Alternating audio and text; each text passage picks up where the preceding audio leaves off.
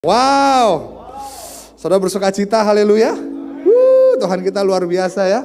Dia adalah Tuhan yang tidak terbatas.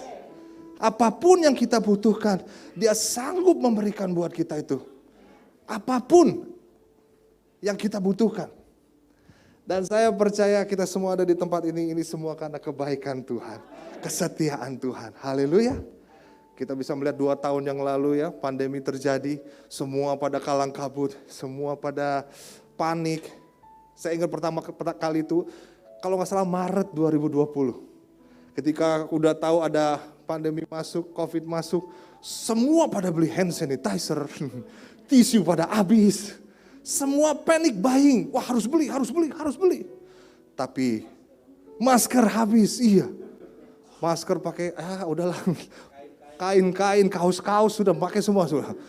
Untung saya nggak lihat ada yang keluar pakai helm aja, di rumah pakai helm terus.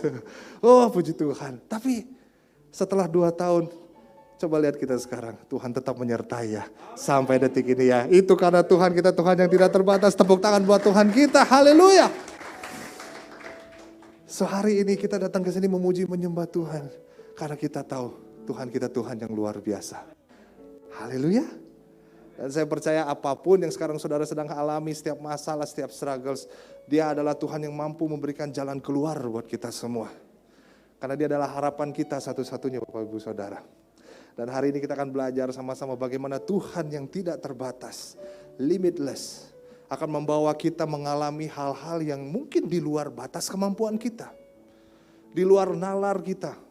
Karena saya percaya terkadang kuasa Tuhan tuh melampaui akal pikiran kita. Dan Tuhan selalu membuat shock dunia. Haleluya. Bagi yang ya, Tuhan kita, Tuhan Yesus Kristus, Dia selalu membuat shock dunia. Satu-satunya Tuhan yang ketika kita melakukan kesalahan, justru Dia yang turun ke dunia. Mati di kayu salib untuk menggantikan kesalahan kita semua. Satu-satunya Tuhan yang ingin terus bersama dengan kita, and He will do anything supaya Dia tidak kehilangan kita. Cuma Tuhan Yesus. Tuhan yang meninggalkan surga. Kita yang justru pengen masuk surga, tapi Dia tinggalkan surga, khusus saudara dan saya. Artinya saudara lebih penting dari surga. Dia turun dan mati di kayu salib sehingga kesalahan kita ditebus oleh Dia. Allah yang tidak terbatas. Haleluya. Dan hari ini kita belajar. Hal-hal ini masih terjadi loh. Mujizat masih terjadi sampai detik ini. Pemulihan masih terjadi. Saya banyak melihat keluarga-keluarga yang mungkin sudah tidak harapan tapi dipulihkan sama Tuhan. Karena itu adalah spesialis Tuhan kita. Sakit disembuhkan, saya masih melihat banyak itu Bapak Ibu Saudara. Breakthrough terjadi, saya masih melihat itu semua. Tuhan terus bekerja, Roh Kudus terus bekerja. Baik yang ada di tempat ini maupun yang ada di rumah. Saya percaya Roh Kudus bisa bekerja di mana aja. Dan hari ini kita mau belajar sama-sama bagaimana sikap kita, respon kita melihat kebesaran kuasa Tuhan yang tidak pernah berubah dan bahkan yang sangat dahsyat. Dan itu akan terjadi dan akan kita alami. Yang mau katakan amin. Haleluya. Mari Bapak Ibu Saudara kita buka Bilangan 13 ayat 25. Bilangan 13 ayat 25 sampai 33. Saya akan bacakan buat Bapak Ibu Saudara. Ini kisah tentang 12 pengintai Bapak Ibu Saudara. Bilangan 13 ayat 25 sampai 33. Firman Tuhan bilang begini. Sesudah lewat 40 hari, pulanglah mereka dari pengintaian negeri itu. Dan langsung datang kepada Musa, Harun dan segenap umat Israel di Kadesh. Di padang gurun Paran, mereka membawa pulang kabar kepada keduanya dan kepada segenap umat itu dan memperlihatkan kepada sekaliannya hasil negeri itu. Mereka menceritakan kepadanya, kami sudah masuk ke negeri kemana kau suruh kami. Dan memang negeri itu berlimpah-limpah susu dan madunya. Dan inilah hasilnya. Hanya bangsa yang diam di negeri itu kuat-kuat. Dan kota-kotanya berkubu dan sangat besar. Juga keturunan Enak telah kami lihat di sana. Orang Amalek diam di tanah Negeb. Orang Het, orang Yebus dan orang Amori diam di pegunungan. Orang Kanaan diam sepanjang laut dan sepanjang tepi sungai Yordan. Sampai situ dulu Bapak Ibu Saudara. Kisah tentang 12 pengintai yang disuruh Musa melihat tanah perjanjian, tanah yang sudah dijanjikan Tuhan. untuk mereka kuasai. Mereka lihat hasilnya luar biasa, mereka lihat bagus, indah. Kaya susu dan madunya berlimpah-limpah. Suatu tanah yang sangat menjanjikan. Yang akan membawa, mungkin sukacita, damai sejahtera di situ. Mereka kasih tunjuk hasilnya, nih hasilnya. Saya ngebayang ketika mereka laporin ini hasilnya nih, karena Alkitab mencatat bahwa mereka membawa hasilnya, nih hasilnya. Mengintai. Dan pada akhirnya orang Israel udah, keren nih, hasilnya bagus banget, memang benar hasilnya bagus. Tapi kemudian kalau kita lihat ayat 28 dia bilang, hanya saja ada banyak orang-orang raksasa di situ, orang enak tinggal di sini. Ada banyak penghalang-penghalang. Kayaknya kita gak gampang masuk tanah perjanjian itu. Banyak halangan. Terkadang kita menerima janji Tuhan, dan karena melihat penghalang-penghalang itu Bapak Ibu Saudara, kadang ketika kita melihat keadaan kok gak seperti yang kita harapkan, apa yang kita doakan tidak kejadian, apa yang kita harapkan gak muncul-muncul juga. Itu yang membuat kita mempertanyakan, bisa gak sih ini kita masuk ke tanah perjanjian nih? Bisa gak sih aku meraih janji-janji Tuhan yang Tuhan sudah berikan? Damai sejahtera, sukacita, kesembuhan, breakthrough, dan lain sebagainya. Karena kalau dilihat keadaannya, ya ampun, gak mungkin banget. Pandemi, orang tua saya dirumahkan, mungkin. Kantor saya mecat saya, Pak. Saya dipulangkan, saya bingung bayar uang kuliah gimana. Bisnis saya lagi mulai hancur nih, karena waktu pandemi semua aspek kena ya Bapak Ibu Saudara ya. Mulai khawatir, mulai namanya anxiety, kegelisahan itu mulai muncul. Karena masalah-masalah tadi Bapak Ibu Saudara. Dan kalau kita lihat di sini beberapa pengintai itu mereka fokusnya sama masalah-masalah itu. Mereka nggak lihat tanah perjanjian, tapi banyak alasan yang mereka pakai. Ada orang ini enak ada orang ini, ada orang itu. Mereka tinggi-tinggi, gede-gede, raksasa-raksasa, ya ampun susah kayaknya nih. Dan terkadang orang-orang bukan di kota wisata ya Pak ya, di kampung wisata. Iya, di kampung wisata mengalami yang seperti ini. Kalau di kota wisata mah enggak. Haleluya.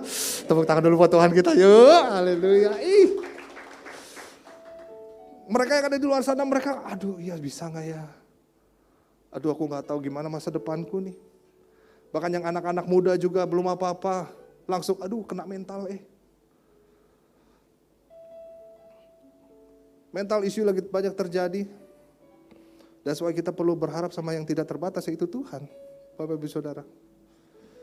Kalau kita full of God, lihat apa yang terjadi sama Kaleb. Kaleb nih full of God nih. Waktu mereka ngomong tentang masalah, tentang alasan-alasan, ada orang ini, ada orang itu, ada ini, ada itu. Ayat 30. Kemudian Kaleb mencoba menenteramkan hati bangsa itu di hadapan Musa. Katanya, tidak. Keren, dia full of God nih. Kita akan maju dan menduduki negeri itu sebab kita pasti akan mengalahkannya. Keren ya. Di saat yang lain pada bilang ada alasan ini, ada itu, ada ini, dan mereka kena mental. Kaleb anak muda yang cinta Tuhan, yang tahu siapa Tuhannya. Ketika banyak kabar-kabar yang gak enak, kena sih ke dia juga.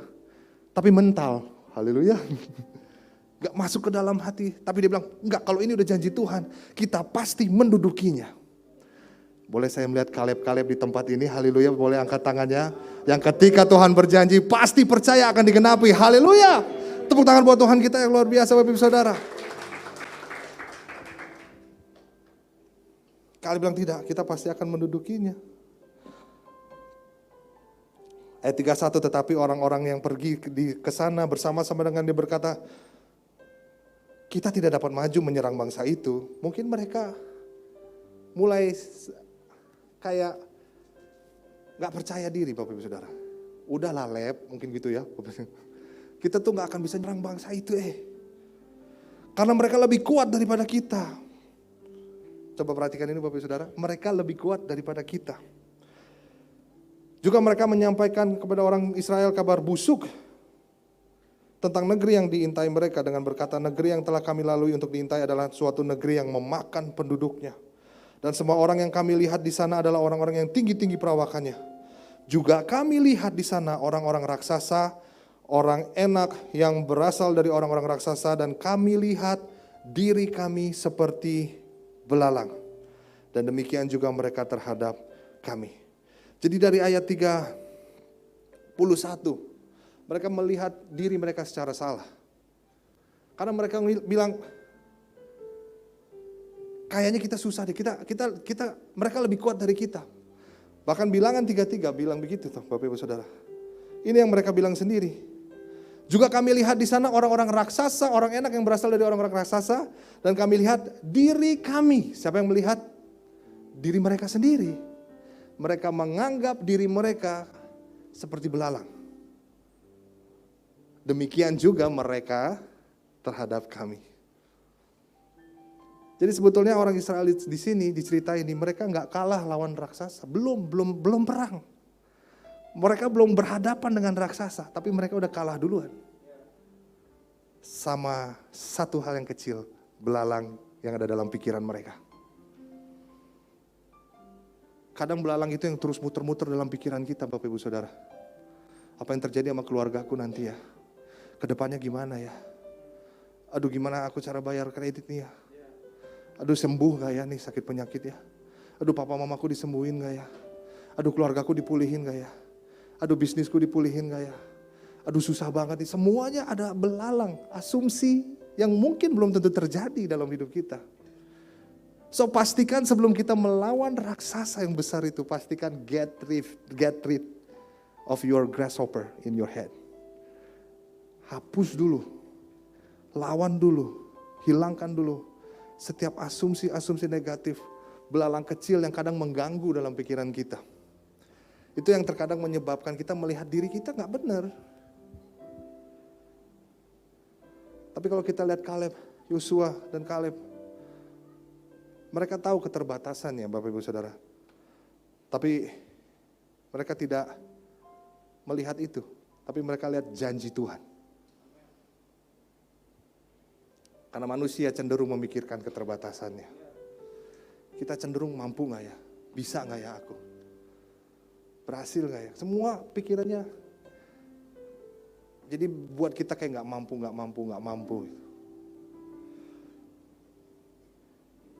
Kita terus membanding-bandingkan orang sehingga kita merasa kecil. Tadi pagi saya bilang, saya ini seperti apa sih? Butiran debu kali. Wah, kecil. Remahan Astor. Serpihan Oreo kakak. Padahal itu yang bikin nagih ya Bapak Ibu Saudara. Kalau udah habis ya, kita congkel terus. Apalagi rangginang, sisa-sisa rangginang tuh. Enak itu. Ditaruh aduh, jadi lapar kan? Iya, kita ngerasa kecil banget. Aduh, manusia karena memang begitu, manusia itu cenderung memikirkan keterbatasannya. That's why kita perlu bersandar dan berharap sama Tuhan yang tidak terbatas. Haleluya. Yang mau katakan amin lagi. Tuhan kita Tuhan yang tidak terbatas, Bapak. Tuhan yang tidak terbatas. Wah, haleluya. Thank you God. Kasih bintangnya, kasih sarangnya God. I love you God. Thank you. Dan kasih Tuhan luar biasa buat kita semua. He will do anything untuk kita berkembang. Karena kalau saya melihat di perjanjian baru sebelum Tuhan Yesus ditangkap, di dalam Yohanes doanya romantis banget. Di Injil Yohanes itu ditulis doa Tuhan Yesus untuk murid-muridnya. Aduh, luar biasa. Dia terus berdoa, Tuhan, aku pengen menyatu dengan mereka. Biarlah mereka satu sama seperti aku dan kamu satu. Bapa di dalam aku di dalam mereka, dan mereka di dalam kita. Dia terus berdoa buat murid-muridnya, dan aku berdoa bukan buat mereka aja, tapi buat semua orang, karena pemberitaan mereka, termasuk buat kita semua, Bapak Ibu Saudara. Dia cinta banget sama kita. So that's why dia gak mau berpisah sama kita, Bapak Ibu Saudara. He will do anything. Dan kalau kita tahu dia sayang sama kita, maka kita percaya bahwa dia gak akan melakukan hal-hal yang jahat sama kita. Haleluya. Coba kita baca apa yang Paulus bilang. Efesus 3 ayat 18 bilang, aku berdoa supaya kamu bersama-sama dengan segala orang kudus dapat memahami betapa lebarnya dan panjangnya dan tingginya dan dalamnya kasih Kristus. Dan dapat mengenal kasih itu sekalipun ia melampaui segala pengetahuan. Aku berdoa supaya kamu dipenuhi di dalam seluruh kepenuhan Allah. Betapa lebar, panjang, tinggi dan dalamnya kasih Tuhan di dalam hidup kita. Dan saya percaya Tuhan kita mah gak pernah ninggalin kita, Bapak Ibu Saudara. Terkadang kita yang ninggalin dia, gak di sini, di kampung wisata. Di sini semua orang yang dekat sama Tuhan semua. Haleluya. Iya. Dia yang pergi. Dia yang, kok Tuhan begitu? Padahal yang pergi. Ibaratnya Tuhan udah bilang, karena dia sayang, Marsha, kamu jangan keluar ya. Di luar tuh hujan. Kamu di sini aja sama saya. Udah di sini aja, jangan keluar. Keluar hujan, nanti kamu sakit, nanti kamu gitulah. Udah di sini aja ya. Tapi karena saya bandel, saya keluar. Wah, bodo amat, saya keluar saat hujan, sakit, set. Balik lagi sama Tuhan. Tuhan, kenapa semuanya terjadi dalam hidup saya? Tuhan bilang, kan aku udah bilang di sini aja. Jangan keluar-keluar. Tuhan lakuin apa aja buat kita, Bapak Ibu Saudara. Karena dia Tuhan yang mengasihi kita dan kasihnya sempurna dulu, sekarang, sampai selama-lamanya. Haleluya. Sehingga dengan kasih itu kita percaya bahwa apapun yang terjadi dalam hidup kita, itu justru akan membuat hidup kita jauh lebih baik. Membuat iman kita berkembang, kapasitas iman kita terus bertambah. Kalau kita lihat apa yang murid-murid Tuhan lakukan dan orang yang mencintai Tuhan ketika mereka dapat masalah, musibah, itu sesuatu loh Bapak Ibu Saudara. Yakobus bilang begini, saudaraku, anggaplah sebagai suatu kebahagiaan apabila kamu jatuh dalam berbagai pencobaan. Ayat 2-nya dia rubah, itu Yakobus 1 tuh. Ayat 2 dia rubah. Karena dari pencobaan dirubah jadi karena ujian terhadap imanmu. Dari kata pencobaan berubah ujian. Ujian selalu membawa kita naik level, Bapak Ibu Saudara. Gak ada orang SMA ujian masuk SMP, gak ada. Kamu ujian apa? SMA Kak. Mau masuk mana? SMP 1, gak ada. Pasti akan naik kelas. Amin. That's why ujian SD lebih berat. Ujian SMP tambah berat. Ujian SMA tambah berat. Karena kita naik kelas. Haleluya. Musuhnya Daud. Singa, beruang, Goliat. Terus grafiknya gini. Artinya kita menjadi orang yang lebih baik lagi. Musuhnya Daud bukan singa, anjing galak, kucing liar. Enggak. Makin kecil Bapak Saudara. Enggak. Tapi begini. Pasti kita mengalami kemenangan demi kemenangan. Dan sampai hari ini, waktu kita lihat ke belakang, udah jauh juga aku melangkah ya, menghadapi setiap masalah yang ada ya. Terima kasih Tuhan, Engkau terus menyertai aku sampai detik ini. Aku menjadi orang yang jauh lebih baik dari sebelumnya, menjadi orang yang lebih sabar, menjadi orang yang penuh dengan kasih. Thank you God. Karena kasih Tuhan membuat kita mampu melangkah. Dan kasih Tuhan itu sendiri, Bapak Ibu Saudara. Kasih Tuhan yang tanpa batas akan membuat kita mengalami hal-hal yang di luar batas. Haleluya. Yes. Di luar batas tuh hal simpel juga bisa loh Bapak Ibu Saudara. Mengampuni orang yang jahat sama kita. Kalau enggak tanpa Tuhan enggak bisa Orang yang udah jahatin kita, ngomongin kita di belakang, tapi kita bisa mengasihi itu sesuatu. Perlu karya Roh Kudus di situ. Dari jempol-jempol netizen yang jahat sekarang ya. Kita bisa tetap sabar, itu kuasa Tuhan juga. Mengalami hal yang di luar batas. Hal-hal simpel terjadi dan kita mengalami hal yang wah luar biasa. Saya percaya, saya tahu, saya sadar kita semua pasti punya keterbatasannya masing-masing. Karena kita memang manusia. Setuju ya? Kita manusia dan kita punya keterbatasannya. Dan saya pelajari di firman Tuhan, di Alkitab ada orang-orang yang punya keterbatasan nih Bapak Ibu Saudara. Tapi waktu dia ketemu Tuhan, dia mengalami hal yang di luar batas. Karena kasih Tuhan itu sendiri. Dia mengalami sesuatu yang mengubahkan hidupnya. Dan orang-orang ini adalah orang-orang yang terbatas. Dan kita akan belajar dari mereka apa yang mereka lakukan sehingga mengalami hal yang di luar batas.